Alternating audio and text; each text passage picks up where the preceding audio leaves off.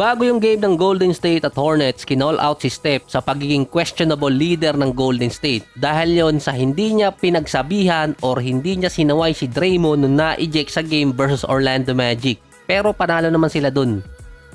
Pinagtanggol din naman ng iba si Steph, katulad ni Coach Steve Kerr. Dahil ang sinabi doon, malaki na naman si Draymond, alam niya na yung ginagawa niya. Pero hindi ko walang alam kung anong gusto ng mga high people na sinasabi na magandang leader, yung bang i-trade yung ka-teammate or mag-request ng trade. Si Tari Eason naman, tinrash talk online ng Golden State. Ito yung linya sa pelikulang Warriors Come Out and Play. Sinagot ni Draymond yun na paano maglalaro si Tari Eason, injured siya since January pa. Sa track record ni Steph sa pagitan ng Warriors at Rockets, may dalawang players na doon na nang-trash talk sa kanya na parehong wala na sa NBA ngayon. Si Kevin Porter Jr. naman noong 2022, tinrush talk si Steph tapos pinaulanan niya ng 3-point shot noong fourth quarter. Yung isa pa dati, hinalungkat na mga fans yung tweet ni Josh Christopher na tinawag na cotton candy si Steph. Ang sinabi noon ni Christopher, 14 years old pa lang siya noon. At ngayon si Christopher naglalaro sa G-League. Kahit si Steve Kerr dati, in-encourage niya yung mga team na trash talkin si Steph dahil nga ginaganahang maglaro. Noong 2022 finals naman, tinrush talk ng mga fans itong si Steph, lalo na yung asawa niya. Kaya tinapos niya agad yung series kontra dito sa Boston Celtics.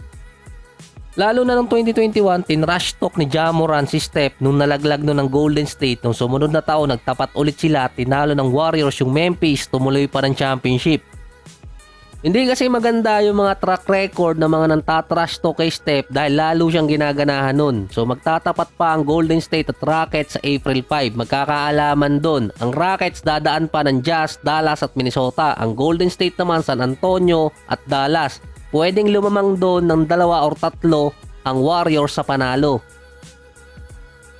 So habang tinitingnan ko yung game ni Steph, sabi ko dati parang may mali, hindi siya katulad ng dati na kapag galing sa injury lalang tumatas yung scoring. Pero since bumalik si Steph, meron siyang 23 points per game, 43% sa field at 36% sa 3-point area. So mas mababa kumpara sa kanyang usual average.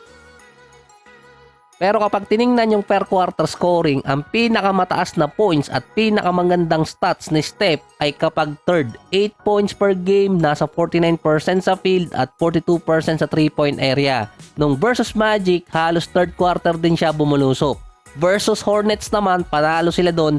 Third quarter din nagkaroon ng 12 points si Steph sa total niyang 23 points at 4 out of 11 sa 3-point area.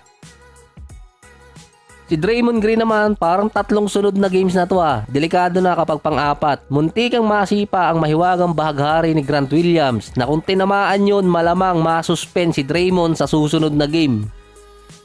May feud kasi itong si Draymond Green at si Grant Williams. Tinawag dati nitong si Draymond si Williams na fake top guy. Nagkagirian pa yung dalawa dito sa game.